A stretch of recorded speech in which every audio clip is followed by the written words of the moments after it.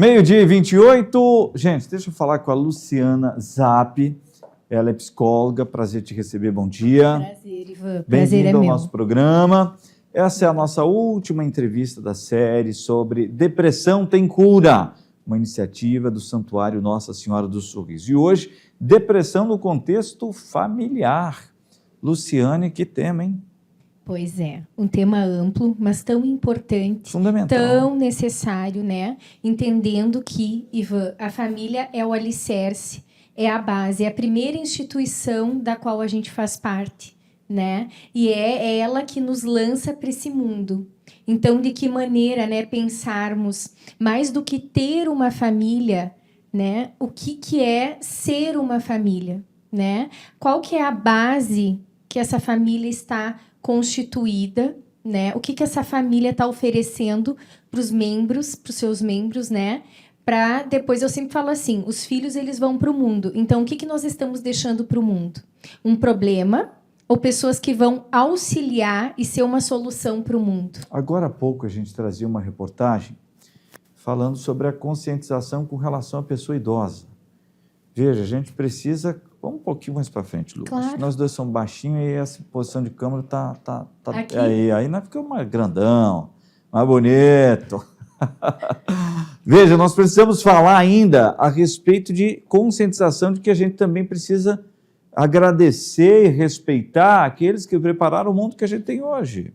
Honrar. Agora, a gente também precisa cuidar daqueles que estão chegando agora. Quer dizer, como fazer isso de maneira equilibrada? Uhum. Acho que, em primeiro lugar, escutando, acolhendo, validando. Eu costumo falar muito, Ivan, nós somos seres racionais que sentem. E muitas vezes, do contexto familiar que nós viemos, nós não fomos, não foi permitido nem aos nossos pais, nem aos avós, nem aos pais sentir. Né? E muitas vezes a gente traz isso e replica isso no contexto familiar.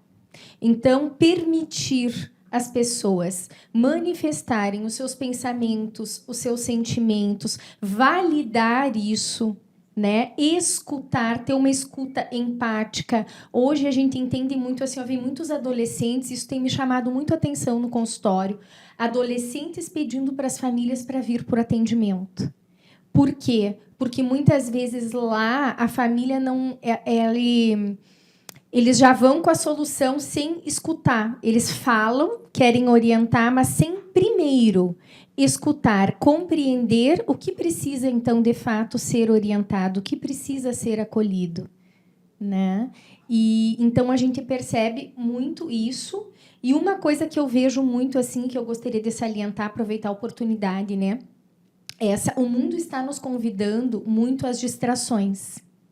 Zap, Face, Instagram, né? Então, o que acontece? Nós estamos vivendo muito mais olhando para fora do contexto familiar do que para dentro, daqueles que importam, daquelas vidas que nos foram dadas para cuidar, para honrar, né? Então, por exemplo, o tempo de mesa. Né? Muitas vezes isso está bem prejudicado dentro das casas, dentro dos lares. A gente entende que a vida é corrida, que todo mundo tem uma vida apurada, que nem sempre consegue fazer todas as refeições junto, mas ao menos priorizar uma refeição. Né? Porque às vezes nesse tempo de mesa, nesse tempo de refeição que você tem a oportunidade de olhar olho no olho, de ter uma escuta, de perguntar como que está, como foi o seu dia, né? De pegar na mão. Então, às vezes, é o único tempo. Durante a semana é corrido, que seja no fim de semana. Uma coisa que eu percebo muito também, Ivan, hoje as famílias se reúnem, fazem um churrasco, uma festa, um jantar. Muitas famílias, isso chama muito atenção também, não conseguem confraternizar somente entre eles. Tem que chamar o vizinho, a vizinha. Precisa chamar um amigo, mais pessoas. E, às vezes, é aquela única oportunidade no fim de semana que a família tem de ter um tempo maior de qualidade. E aí isso também fica prejudicado. Então, tudo isso que a gente está salientando aqui, muitas vezes, acaba levando a esses componentes da família a manifestar a depressão. E que consequências isso traz no contexto familiar. O que tu se refere? Essa desconexão e essa depressão. Uhum. Na verdade, assim, o isolamento, né, é uma das consequências. Muitas vezes a família entra muito em conflito, não consegue, não tem comunicação. Quando senta para conversar, não consegue entrar num consenso, num entendimento, né? Uhum. Lares muito barulhentos. Tem lares, gente, onde a briga é constante, a discussão, gritos. Então, assim, isso tudo traz consequências, né? E levam, muitas vezes, a pessoa a manifestar, né, os sintomas da depressão. Outra coisa que eu vejo muito, assim, está num estresse crônico, como alcoolismo, violência doméstica, abusos, tanto psicológicos de ameaças, como sexuais, que muitas vezes as famílias vivenciam dentro das suas casas. Então, tudo isso pode contribuir para os quadros de depressão. Bom, gente, eu acho que a gente precisa se reconectar com a gente mesmo, né? E, sobretudo, o ser humano é de grupo, né, doutora? Sim. O ser humano não nasceu para viver sozinho. Não. Ele é destinado ao grupo. E o grupo mais próximo é o familiar, né? E muitas das vezes a gente escolhe se conectar com um grupo lá do outro lado do planeta, através das redes sociais, sobretudo, esquecendo de quem está na sua frente, né? Então, o recado que fica, né, e vocês sempre amem, cuidem, honrem os seus, amem, cuidem a vida que foi dada a você, né? Para que, é o maior você presente. cuide. Que é o maior presente. E é o que a gente deixa para o mundo, né? Então, muitas vezes, assim, esse é um sintoma social.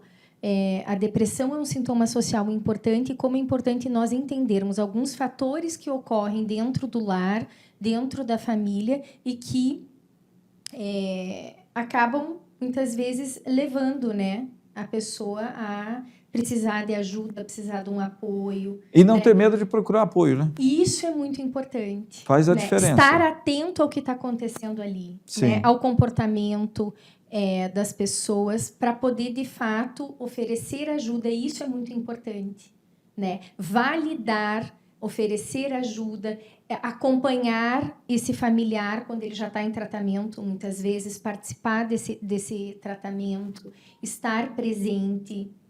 Faz a diferença. Obrigado por vir conversar com a gente. Obrigada. A Luciane Zapp, que tem uma longa experiência, né? Sim, Alguns anos já, né? Alguns anos. Inclusive que a gente se conhece. Verdade. Já fomos colegas de trabalho em funções diferentes, evidentemente. Verdade. E é uma pessoa que eu admiro muito. Então, obrigado por compartilhar esse tempo conosco. Obrigada pela oportunidade, aproveitando, agradecendo ao santuário, né? Que iniciativa show. Que sem eles, né, essa semana não teria acontecido. Então, verdade. muito obrigada. E sem vocês também. Todos né, nós, né? Que recebem aí e oportunizam, né, de levar para as pessoas as orientações necessárias. Obrigado. Obrigada a você. Ô, Marco Brandão, Elisa Galvão, a todos, parabéns pela ideia, parabéns pelo trabalho, parabéns por nos provocar. Eu acho que foi uma semana muito importante para quem acompanhou, seja aqui na rádio, em outra emissora, eu sei que eles foram no SBT também. O importante é a gente dar a essas pessoas a oportunidade, a nós todos, né, de olharmos para dentro e ter essa coragem. Para mim foi muito importante todas essas conversas. Eu aprendi com todas as psicólogas que passaram por aqui, obrigado. Então, parabéns ao santuário, a toda a diretoria, ao setor de comunicação, enfim, sensacional. É assim que a gente vai construindo, né, realmente um mundo melhor.